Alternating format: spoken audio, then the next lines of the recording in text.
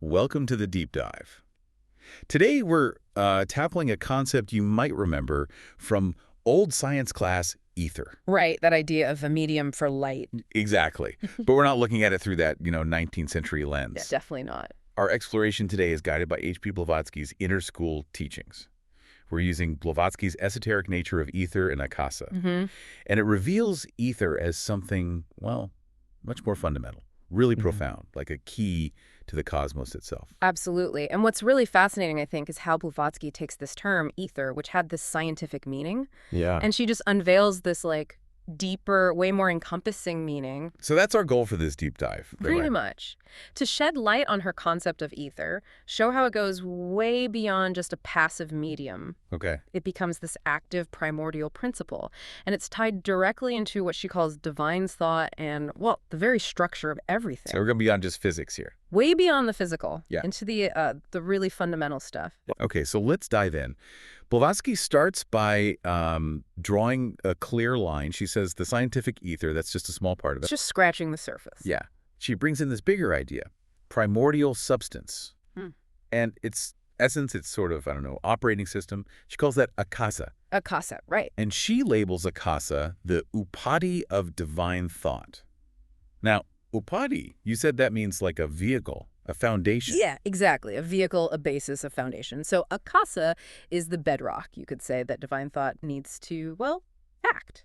So what's the big idea here? What does this tell us about her view of the cosmos? Well, the core insight really is that it flips the usual materialist view on its head. How so? Blavatsky argues that consciousness, this divine thought, is primary, it comes first, and matter itself. It actually arises from that fundamental consciousness. Wow. Okay, so not the other way around. Not at all. And Akâsa, being its upadi, its vehicle, isn't just dead matter. It's the very stuff that allows divine thought to take shape. Like water in a container. Kind of, yeah.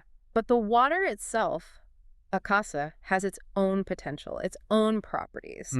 And she traces Akâsa back even further to something called multifaceted. Multifaceted. Root nature, she calls it. That's the one. So that sounds like the ultimate source code, the absolute beginning. Pretty much. It's the origin of Akâsa, the spiritual core of matter. It exists eternally, right alongside space, which she sees as the unmanifested divine. And this description really stuck with me. An ever-grasp-eluding Proteus in every single molecule. Like this fundamental essence that's always shifting, always there. But you can't quite pin it down. She even calls it the first film on Jiva and divine space. Exactly. It's like trying to catch smoke, like you said. Yeah. Multifaceted is totally undifferentiated, the absolute ground. Everything else flows from it. So Akâsa is the first step out of that. Right. The first differentiation, the first kind of form that emerges from that root nature. And it's crucial to get that Akâsa isn't just empty space. No, it's the substratum of sound, the very possibility of vibration, of information. And it holds the seven centers of force. The tat was. The tat was, okay. These fundamental energy principles. Yeah, the principles that shape reality. So even right at the start of the universe unfolding, there's already structure, there's dynamism. Okay, and then there's divine thought. Yeah. Cosmic ideation. She says it's almost impossible to define directly. Well, yeah, except by looking at how it manifests, how it shows up. But the old symbols give us a hint. Like what? Like boundless darkness, and then suddenly a single white point appears. Okay. The darkness is, all the potential, unmanifested. And that white point, that's the first flicker of spirit and matter together, the first hint of duality coming out of that oneness. So the canvas and the first brushstroke. Exactly. And what's really interesting is that during pralaya, these cosmic rest periods, this manifested cosmic ideation goes dormant. What? Because there's no differentiated consciousness around to perceive it. It's like a dream that stops when the dreamer isn't dreaming. But then a new cycle starts. Manifestation kicks off again. Right. With the reawakening of this cosmic ideation, it's also called the universal mind, or Mahat, the third logos. And this Mahat, this universal mind, is where our own minds come from. Our manas. It's the source, yeah, the Right. wellspring of individual manas, our ability to think. And it's also the guiding intelligence behind everything in the cosmos. Wow. So our thinking is like a reflection of this huge cosmic mind. In a way, yes. It's Okay. pretty mind-blowing. And this brings us back to ether. Okay. Blavatsky really contrasts the scientific idea, which she links to the astral light, something lower, sort of grosser, Right. with the ancient view, which saw ether as universal fire, something much more spiritual, energetic, Also, fundamental. upper ether, or Akâsa again. Akâsa in its more, let's say, refined aspect, yeah. It gets described as the celestial virgin and mother, Aditi, in Hinduism. And the deity, okay. And, it's interesting how that lines up with thinkers like Anaxagoras. He believed spiritual prototypes lived in this boundless ether. So people have sensed this deeper meaning for a long time. Seems like it. Suggests a long philosophical awareness that ether was more than just stuff. And then it gets even more complex. She talks about a septenary gradation of ether. 7 levels. Yes, 7 distinct states. And this mirrors the 7 fundamental cosmic principles. That number 7 keeps popping up. It's everywhere in her system. 7 principles of humans and the cosmos, 7 planes of consciousness, those 7 tatwas we mentioned. Right, the tatwa. It's like the universe is built on this framework of 7 interconnected layers. Even folks like Zoroaster and Celis supposedly advised consulting ether in its formless state. Hinting at these different aspects, these different levels. Exactly, suggesting it wasn't just one thing, but had multiple facets, different qualities. This 7-fold structure, it sounds like a cornerstone for her. Oh, absolutely. It implies this deep, inherent organization. Everything's connected across all these different levels of existence. And each state of ether has its own specific job in, the grand unfolding of things. So how does ether, in all these different forms, actually do anything in cosmic evolution? It sounds like it's more than just the scenery. Oh, it's completely central. It's not passive at all. The whole process kicks off with that reawakening of cosmic ideation we talked about. And at the same time, cosmic substance emerges from its sleep, mula prakriti, then Akâsa. Okay. And this cosmic substance becomes the vehicle for divine thought, the raw material that all creation gets built on. And then there's Fohat. This sounds important. Very. Fohat is this dynamic cosmic energy. It sparks up when absolute wisdom is mirrored in cosmic ideation. Okay, so it's like an active force. Exactly. It's the force that activates that primordial substance, Akâsa. And it guides how it first differentiates into those 7 protiles, or 7 prakritis. Which connect to the 7 tatwas again. Right, they correspond. And then these further break down into the atoms and molecules we know. So Fohat is like the cosmic construction worker, using the divine thought blueprints to shape the Akâsic clay. That's a great way to put it. Fohat's the energetic link, the mysterious bridge between mind and matter, she calls it. And she even lists its sons. Its effects? Yeah. Motion, sound, heat, light, cohesion, electricity, and nerve force or magnetism.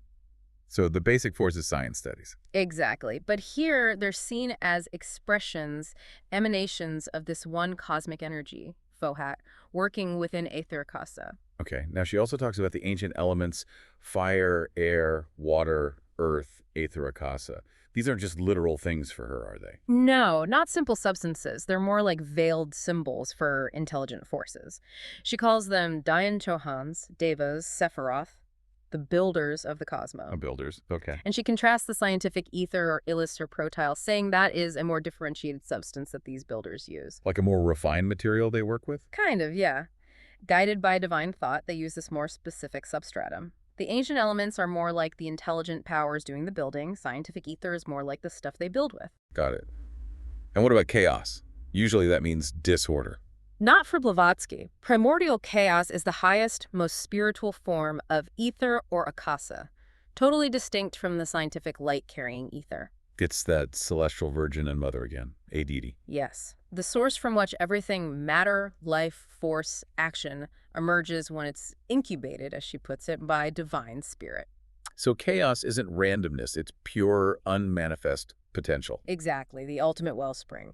And then Æther Akâsa is the first step out of chaos, the first differentiation. It becomes the all-pervading essence of the universe once it starts manifesting. It's a fascinating sequence, from pure potential to the first forms. It's a critical distinction, yeah. Chaos is before form. Æther Akâsa is the first layer of becoming, the first veil over the absolute, allowing things to actually manifest. Okay. And this primordial substance, Akâsa Prakriti, once Fohat breathes life into it, is also called living fire. Living fire. And spirit of light and Magnus, it ties into Kabbalistic ideas too, like a white hidden fire or a fiery fluid that's Fohat again flowing through everything. And this fire isn't just cosmic, it relates to us too. Definitely. It connects to the microcosm. Yeah. The Sifreds and Yuda's serpent symbol relates to our own Atma Buddhi Manas, our higher spiritual self. So this highest esoteric fire is like spirit itself. Life. Creative energy. All of the above. It works on every level, from the cosmos down to the individual. It's not just heat or light in the physical sense. Wow. And there's a neat summary in the Kabbalistic Sefer Jazira.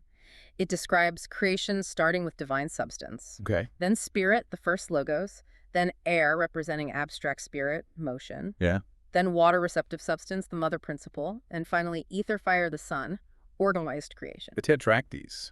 Exactly. It's another map showing that descent from unmanifest to manifest, and ether fire is key to structuring reality in that view, too.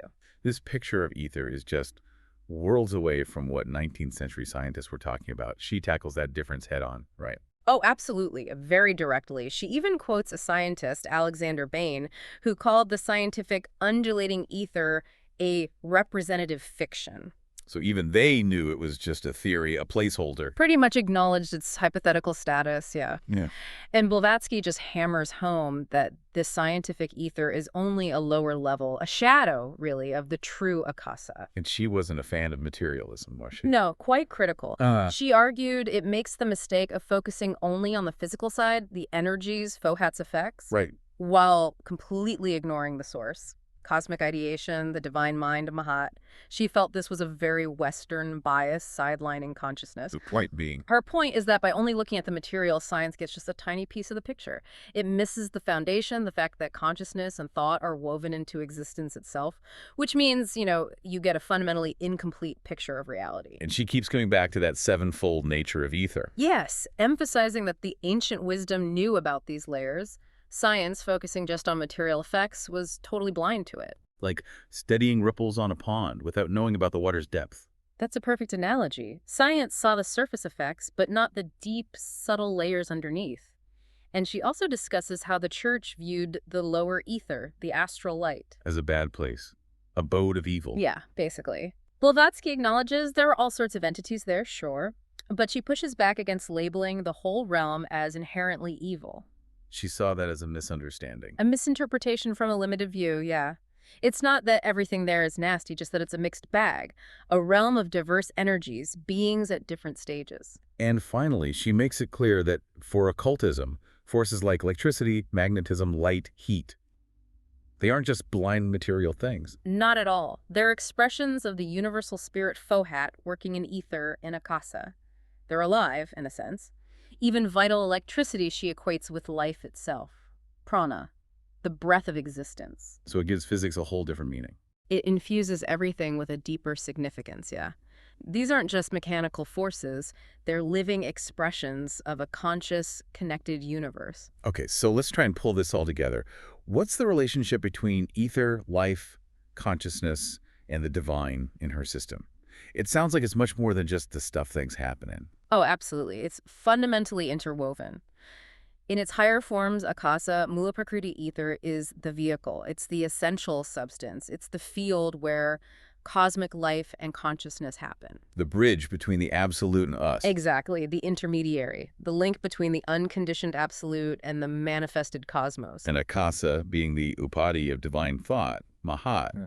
That's how the big ideas become real. That's the mechanism, yeah, through which those archetypal ideas take form. And when the cosmic ideation focuses in specific vehicle, like our brain. That's where our individual consciousness comes from, our ego. That's how it arises, yes. Yes. Expressing itself through manas, our rational mind, and buddhi, our spiritual intuition. So our own awareness is rooted right back in this cosmic stuff. Amazing. And she really stresses how cosmic substance Prakriti, Mula Prakriti, and cosmic ideation Fohat, Purusha absolutely need each other. Can't have one without the other for anything to happen. Precisely. Two sides of the same coin for manifestation. Inseparable. It's fascinating that old cultures actually saw ether as divine. Yeah. You mentioned Virgil calling Jupiter Pater Omnipotens Ether. Right, Father Almighty Ether. Okay. And in Hinduism, Akâsa is placed among the highest deities. Although theosophy pulls back from a personal creator-god idea, right? Seeing that as sort of limiting the impersonal principle. Yes, seeing the personal God idea as arising from anthropomorphizing this all-pervading ether, but it shows the reverence they had. They knew how fundamental this principle was. And Aditi, the infinite cosmic space, mother of the gods, that's also ether. Identified as the primordial feminine aspect, yes, fundamentally Akâsa. The celestial virgin and mother again, pure Akâsa. Okay. And what about Maya, universal illusion? Where does ether fit into that? Well, from the absolute's viewpoint, The whole manifested universe is Maya, illusion. But it's real to us on our level. Because our consciousness is tuned to it. Exactly. So Æther, being part of that manifestation, is also part of this grand cosmic play of Maya. It's relatively real for us. So Maya isn't saying nothing exists. No, not nihilism. It's more about the limits of our perception and the changing nature of everything manifest compared to the unchanging absolute, and that sevenfold differentiation of cosmic substance. Mula Prakriti, Akâsa, Svabhavat, into the 7 protiles or prakritis? Yes, corresponding to the 7 tattvas. That provides the whole structure. Yeah. The scaffolding for evolution on all 7 cosmic planes. That's the framework existence is built on. Yeah, boiling it down, the key takeaway, Mm-hmm. Blavatsky's Æther is just vastly more complex and spiritual than the old scientific idea. Totally different dimension. It's primordial substance, it's linked to divine thought, it has this intricate 7-fold structure underlying everything. Right. Exactly. So this deep dive, it really shows Æther not as some empty space or just a medium for light, but as this dynamic, multi-layered principle, and understanding it is really fundamental to getting a grasp on reality, consciousness, and just how interconnected everything in the cosmos truly is. That definitely gives you a new perspective. So here's something for you, the listener, to chew on. How does seeing Æther this way as both fundamental stuff and a vehicle for consciousness change how you perceive the universe, and maybe your own place in it? Perhaps this exploration makes you want to look deeper into theosophy or other related esoteric paths. Thanks for taking this deep dive with us.